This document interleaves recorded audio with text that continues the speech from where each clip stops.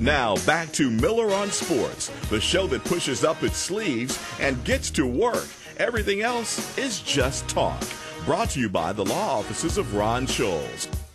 Back with Miller on Sports, National Signing Day, Super Bowl, and much, much more. Let's continue the fun on this Wednesday afternoon. Let's bring in the man behind CoachingSearch.com, Pete Roussel. He joins us on Miller on Sports. Pete, thanks so much for joining us this afternoon. Glad to be with you, Richard.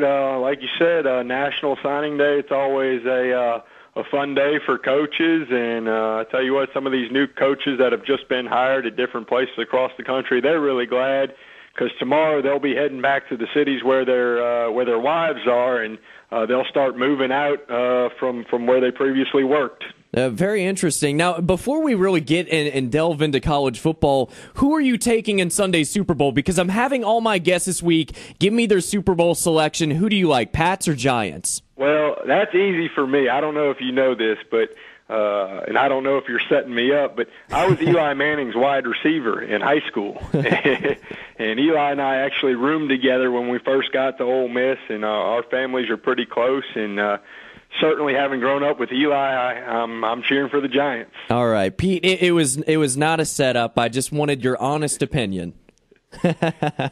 Now, your thoughts on National Signing Day. Are you a big fan? And also, second part of the question: when do you feel like National Signing Day became the monster it is today, almost like the scouting combine in the National Football League? Well, I'll tell you what, National Signing Day now, what it's turned into is it's entertainment for the fans, and it's also from a recruiting standpoint, these coaches, they have an opportunity to visit with, media members in the radio industry, on television, ESPNU, and it's basically, you're going to have as a head coach, you're going to have 25, 30 minutes where you're going to have a national audience, and it's just more time for you to sell your program and to sell what you've just done and over the last several months in recruiting and talk about the positives of your program. Recruiting, it just never stops. I mean, literally tonight, some of these staffs that the staffs that are not new, they will continue working tonight and get started on next year. So It's one of those things. It's a process that really just never ends. That's the way it sounds, Pete. That sounds almost brutal. Do you feel like this is the most important day out of the year for college football? Oh, there's no question about it. I mean, there's nothing more important in college football than a roster loaded with talented players. This is the day where good coaches become great coaches. You look at a guy like Mike Vrabel, the defensive line coach at Ohio State, heading into his second year as a college assistant. Of course, he played with the Patriots for a long time in the NFL. Mm-hmm. Certainly very knowledgeable coach, but as a second-year assistant, now next year, he's going to have 2 5-star defensive ends and a 5-star defensive tackle coming in to help him. Now, you think that's going to make him a better coach?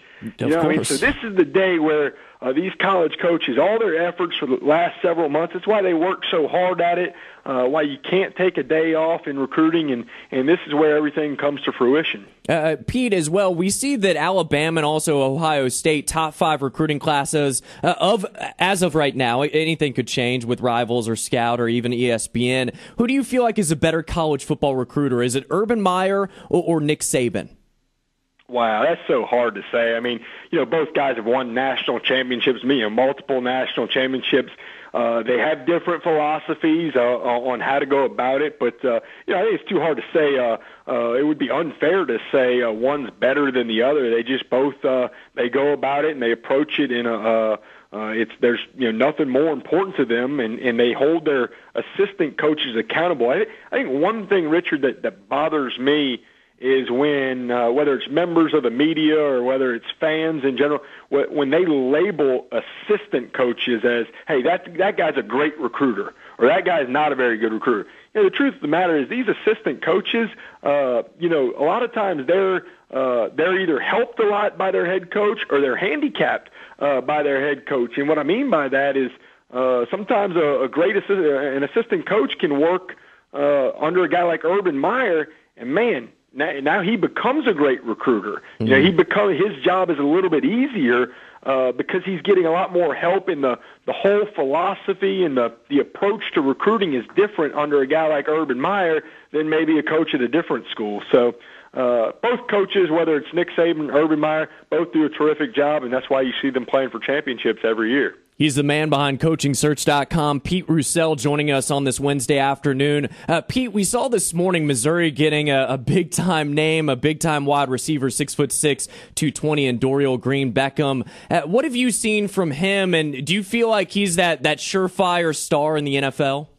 You know, really, to be honest with you, Richard, I don't really get into following the recruiting prospects like I did when I was in the profession as a coach. You know, obviously there's a lot of hype around the young man coming out of Missouri who obviously Missouri is getting a terrific player. I mean, you can't get hyped that much and be a bust, but certainly, it's a big get for Missouri, and it's going to be interesting because I was taking a look at the schedule that Missouri has next year, and I want to say 6 out of the first 7 games are against the likes of Georgia, South Carolina, Arizona State. I want to say Vanderbilt and Alabama are in there, so it's going to be interesting to see how these defensive coordinators early on, how they approach DGB. Oh, yeah, that is definitely for sure, Pete. We saw this week, though, with Rutgers and FIU, Mario Cristobal, I thought he was gone from FIU and joining Rutgers. What happened with that situation? Did he back out in the last minute?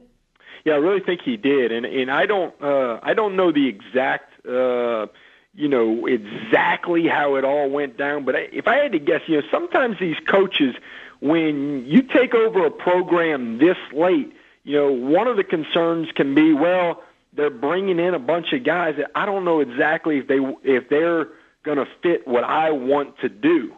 I don't think it was about money for Mario Cristobal. Obviously, Rutgers certainly could pay much more than FIU, not only for him but for his assistant coaches as well. But I think sometimes it's important for coaches.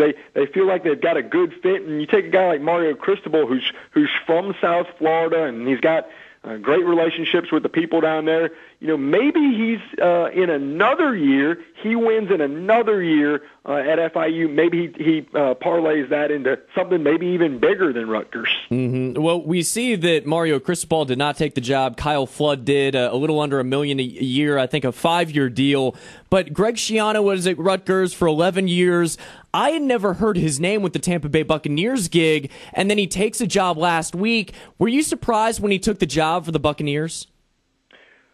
Well, I would be lying if I didn't say I was surprised when I initially heard his name. Now, once I initially heard his name, it did not shock me from there that he was going to take the job. And the reason I say that is a lot of these coaches, once you're at a place for 10 years, it really doesn't get any better. It really doesn't, and he's done a terrific job at Rutgers. You look back at some former coaches, the day Tommy Tuberville was released at Auburn, he said, really, guys, 10 years, that's, wherever you are, that's about as long as you need to be at that place, as a head coach. Of course, there's some exceptions of Bob Stoops and, guys like Bobby Bowden and guys that have gone on longer than that. But, it seems like once you get to 10, 11 years, the fans, if you haven't won a national championship, the fans really start to speak up. And I tell you, there's something to be said for coaches being happy. Mm-hmm. And I think a lot of these guys, they work so many hours, and I think he just wanted a new challenge, and I think he's going to have that at Tampa Bay. As well, Pete, I know you're very well connected, and I'm not sure how well you know him or if you know anything about him. The new Jacksonville Jaguars head coach is Mike Mularkey. What do you know about Coach Mularkey? I'll tell you what, that's really, the NFL guys, that's not really where all of my connections are, but certainly Mike Mularkey's a respected